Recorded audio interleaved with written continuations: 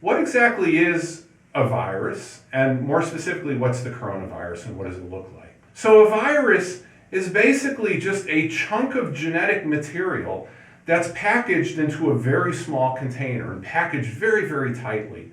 And the container is there to protect the virus, the genetic material of the virus, and to help the virus move from cell to cell to cell.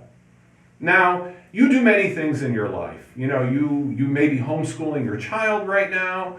You go to the doctor to get a checkup. You go to the store to buy groceries. Well, the virus really only does one thing, and that is to make copies of itself, and as many copies as possible.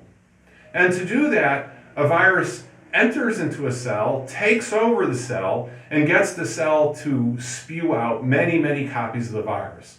And those copies then leave the cell, and they go to another cell in the same organism or maybe a different organism and take over that cell.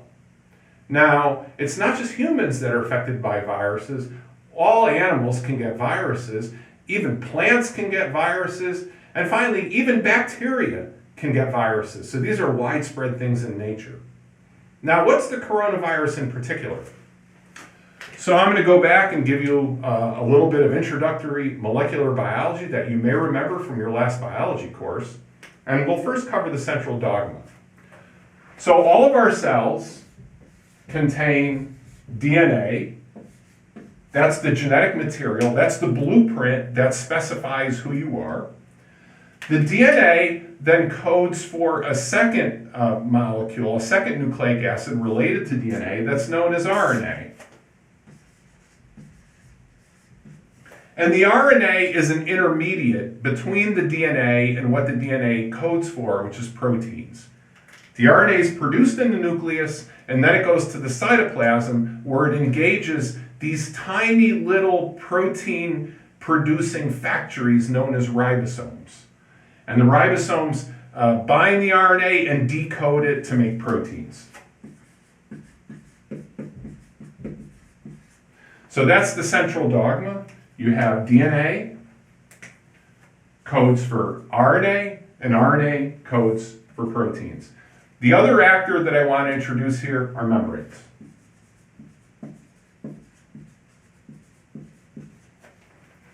Membranes are essentially made of fat, and they form the coating that surrounds all the cells in your body.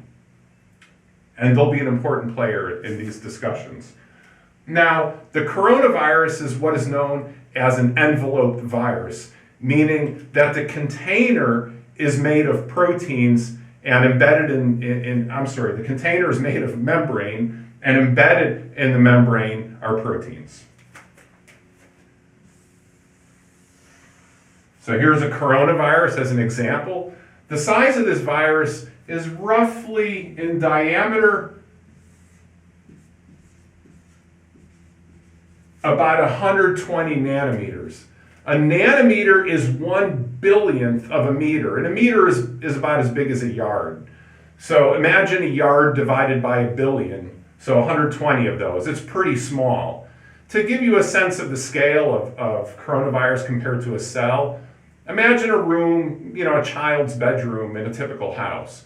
It might be 12 feet by 10 feet with an 8-foot ceiling. All right, well, the ratio of the size of a coronavirus compared to that room, compared to a cell, would be equivalent to the size of this 9-volt battery here to the room I just described. So much, much smaller than a cell. You could fit many of them, roughly a million or so, million and a half in a cell. Now, this is the container. Inside the container, there's RNA. That's the genetic material of the virus. And I'm not going to draw it all the way, but the RNA essentially fills to the brim that container of the virus. Now, the RNA is organized by a protein.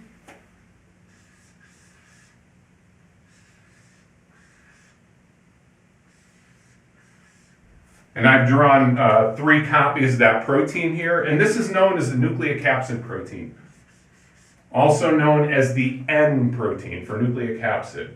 So that's the first structural protein of the virus. In addition to that, there's 3 proteins in the membrane. The membrane is also known as the envelope. The first I'll draw is an oval. That's the E protein for envelope. The second protein I'll draw is a rectangle, and it's known as the M protein for membrane. And the third protein is the spike protein, known as the S protein, and I'll draw that with a more complicated shape, and that'll become apparent why in one of my subsequent discussions.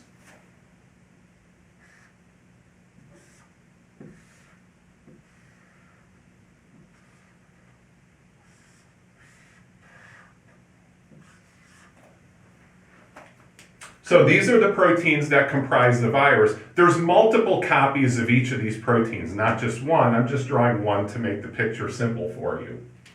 And as you'll see, this is going to be a very important protein in subsequent discussions.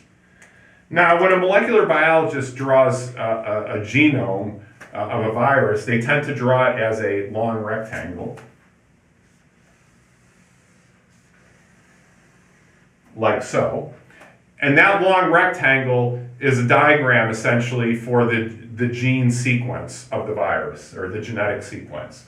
And the virus, I haven't covered this yet, but unlike your genetic blueprint, which is DNA, the coronavirus, as well as a number of other viruses, instead of using DNA, they use RNA as their genetic information. So this RNA of the virus is about 30,000 bases long. Just like DNA, RNA has 4 bases. Instead of A, G, C, and T, they're A, G, C, and U instead of T.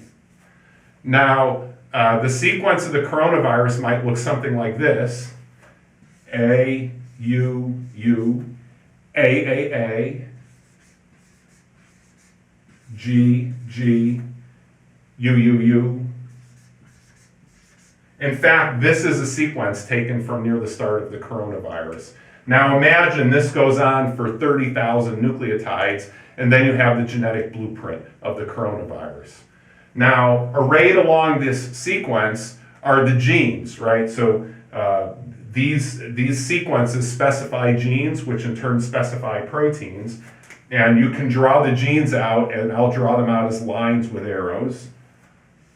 So there's one gene there, there's another gene here, and then there's a series of genes after that. All told, there's 29 genes encoded in this coronavirus genome. Now, I've only described 4 of them, the structural components of the virus. So what do all these other genes do? So there's 4 of them that are required for the coronavirus to essentially take over the cell. So when the virus gets in the cell, it's not like the cell is waiting there saying, hey, I want to be infected by a virus so I can just start producing more viruses. No. The cell has its own genes and proteins that it wants to make, and the coronavirus has to subvert that, and it has 4 proteins that essentially commandeer the cell to do the coronavirus's business. Now, in addition to that, the coronavirus has to make many copies of its RNA to make new viruses and also to produce the coronavirus proteins. And so there's 5 genes of the coronavirus that are dedicated to that process.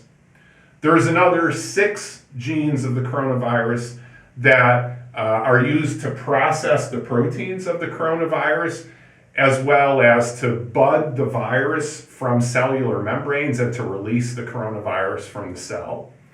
There's the 4 structural proteins I've already introduced you to. There's another 4 proteins whose main job is to help the coronavirus evade our immune system, because our immune system is always looking for viral invaders to try to thwart them. And so the virus, to protect itself, makes proteins that counteract those proteins that our bodies are producing to search for viruses. And finally, there's yet another 4 proteins. We have no clue what they do. So we know a lot about the virus and how it works, but there's clearly still a lot that we need to learn. So with that, I'll conclude this first discussion, and I'll be back with a subsequent discussion in which I describe how coronavirus gets inside our cells, and once it's inside our cells, how it takes over the cell to make more coronaviruses. Thanks for your attention, and I look to joining up with you again soon.